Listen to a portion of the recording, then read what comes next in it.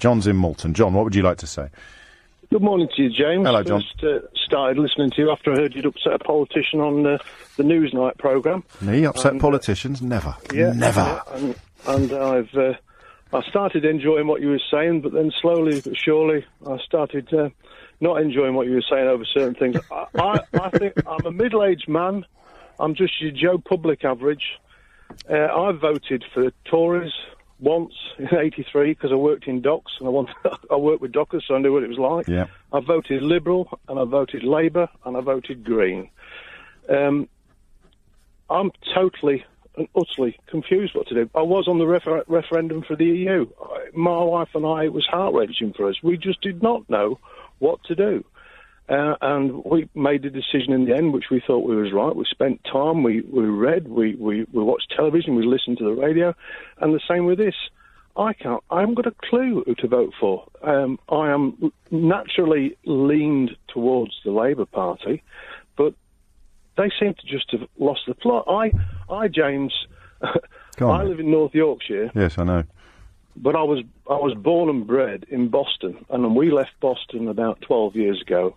So I've seen both sides. When I go back home to Boston, I see what it's like. And I also travel to docks up and down the country and talk to just ordinary working people. And there's a lot of people like me. The Labour Party, I'm going to probably upset, the Labour Party should be for reducing immigration. If they listen to people like I listen to on docks up and down the country and inland warehouses and rail terminals, they should have done something about that. But because it seems to me, and I actually joined the Labour Party when Jeremy Corbyn got voted in because I was so impressed with the man, but after 8 months, I've dropped it. Because why? It seems to be... I mean, if any politician represents a rejection of the notion that immigration is to blame for the country's ills, it would be Jeremy Corbyn. You have to run that past me again, James. Well, he's pretty much the only mainstream politician who's got the guts to stand up and tell people that immigration isn't the reason why they're not being paid enough or not working enough or getting enough hours. It's because of their bosses. That is, to me, the heart of Jeremy Corbyn's rhetoric. The simple fact is, to me, James, that people like me don't believe that. And Which is why I'm confused that you joined the Labour Party because you like Jeremy Corbyn, when he is the only mainstream British politician, frontline British politician, to stand up and tell you that you're wrong to blame immigration. Unfortunately, as it goes with elections, you get a manifesto. There's certain things you strongly agree with, there's certain things you strongly disagree with, and you have to pick the best from a bad bunch. But you chose immigration as the biggest, and then you joined the party because of a politician who is the most strident rejecter of that conclusion. It's just a bit... I mean, it highlights your confusion. It highlights what we're talking about today. And I think he's deluded. I think he's deluded in that. I think if he came up and walked the same dock roads as I do and talk to the same people as I do and meet people who are on 0 hours, agency dock workers who are treated like rubbish, the money... And it's so easy to persuade them that that's because of immigration, not because of the people that have put them on the 0-hour contracts and denuded the trade unions. Sure. When you voted Labour in 1983, it was because of the trade union movement. I voted Tory in 1983, James. When did you vote Labour? I've voted Labour repeatedly since then, and I've flirted... Oh, since 83, because you've seen the retreat of trade union power and the loss of the workers' rights, and now you've joined the other side that thinks it's all the fault of immigrants, which is fine, I get that. No, you see, this is what you do, James. You say, it's not the... this is a term used by lots of people. I work on ships, I've slept on ships, I've eaten on ships. I work with foreigners from all over the world. I work with people from the EU, Dutch, Germans, Belgians, French, and they talk, when I talk to seamen and I talk to the officers, most of them say the same as me. They go, this Europe thing's fine, but it's just gone too far. There's too many immigrants coming into our country. But I find that they have the same, I talk to Polish people, Latvians, Hungarians as well. They are exactly the same as me, and they have the same values as me. And I'm not going to argue with you. There's millions of them, absolutely loads of them, and more and more and more and more. But they are the opposite of what Theresa May described when she talked about evidence-based, looking at the facts and arriving at a view. If I come along and tell you that the reason why you're not getting the contract that you want, or the job that you want, or the wages that you want, or the lifestyle that you want, is the fault of really complicated, difficult political changes over the course of 30 years that have seen workers' rights and trade union power deliberately and cynically eroded eroded. It's seen reinvestment of profits into companies removed and replaced with bigger dividends for shareholders. It's seen the politics of soundbites and scaremongering absolutely magnified by the Daily Mail and the Sun, the two biggest selling newspapers in the country, and everything framed as a war against foreigners. You'd have to be made of flint, crossed with genius to resist it. It's no mystery that people can't.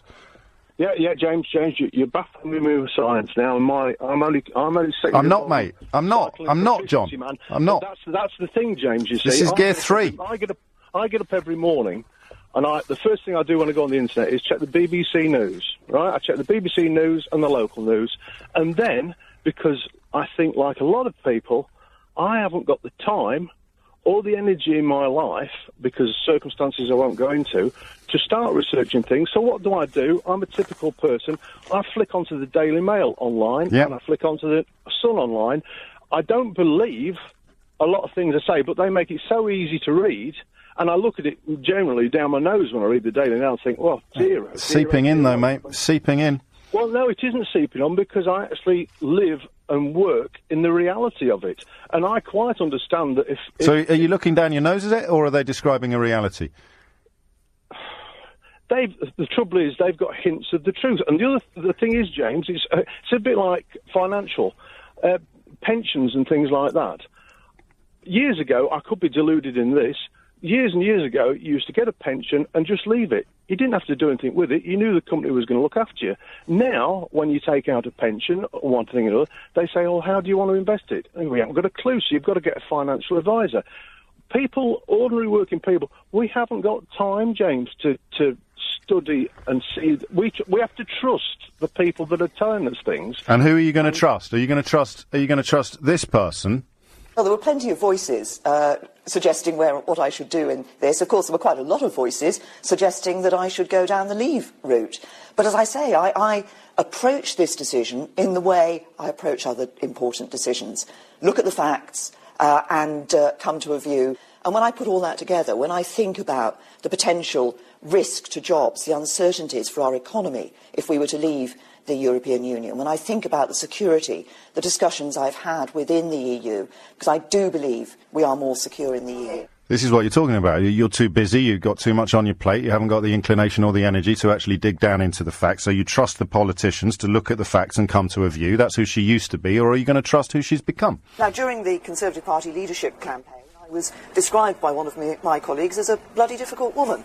And I said at the time, the next person to find that out will be Jean-Claude Juncker. With whom we are at war because he is a foreigner. So you have a simple choice. Do you trust the politician who looks at the facts and comes to a view, or do you trust the politician who acts as a loudhailer for the websites you've just described yourself as looking down your nose at, while simultaneously recognising the reality they allegedly describe? It's your choice. Yeah, well, as far as the Tories are concerned, at the end of the day, to me, and again, I could just be being too dogmatic or whatever the word is, it all comes down to money with Tories, and it all comes down to big business in the end. When I argue with my son about this, I say the capitalist system is good, but there has to be safeguards, and those safeguards have gone now. It is good that people can make money. It is good that you can try, but there has to be safeguards that the people like I've been, I'm not now because I'm in a better position, are protected. The people who can't get... And historically, who has done that? Who has protected those who's put those safeguards in place? Historically, mate. Yeah, it's historically. It's not a trick question, and I'm running out of time. Historically, who has put workers' rights ahead of owners' profits? The Labour Party, but I'm still one of the people who likes Tony Blair. I still like Tony Blair. Well, that's why we're talking about the vacated centre ground, and yet he's the man that everybody holds responsible for the immigration that you and so many of the people you meet are convinced is the reason why they've got rubbish working conditions. I'm not convinced it's the. I'm not saying that, James. I'm saying I apologise. It is part of the reason, and in places like Boston, you want to go to Boston, James. I've been to Boston. I've been to Boston. I've been to quite a lot of areas of high immigration, and I completely understand why people are frustrated by it. Completely understand it, but I get equally upset and frustrated by the workers who are giving birth in toilets because they're frightened of taking a day off or taking time off because they won't get any shifts next week. Here's what I can't do, John, and I don't want to be a person who can. I'm sorry if this upsets hurts you. I don't want to turn into a person who is more upset according to how people get treated based on where they came from. The only way you protect a workforce is to protect every single member of it, my friend. And you, without realising it, you've swallowed the divide and rule Kool-Aid. No, I haven't, James. You have. If it's all the fault of immigrants, you can't protect the workforce. James. I haven't, James, because I lived in the era when the dockers ruled the roost, and they told the bosses what to do. And the pendulum had swung too far to the left, many argue. But the bottom line is, if you want to protect workers' rights, it has to be all workers. And as long as you've got that little voice in the back of your head saying, well, actually, no, I think we need to get rid of some of them first. Or we need, especially, the foreign ones, we need to get... And I know this is not nice for you to hear. Nobody likes looking in the mirror. But what you have phoned me up and told me is that you really feel passionately about workers' rights, but actually, the top priority, the really big issue that people are concerned about is immigration. You cannot fix workers' rights until you stop defining workers and their right to rights according to where they were born. Fact, mate. Gear 4.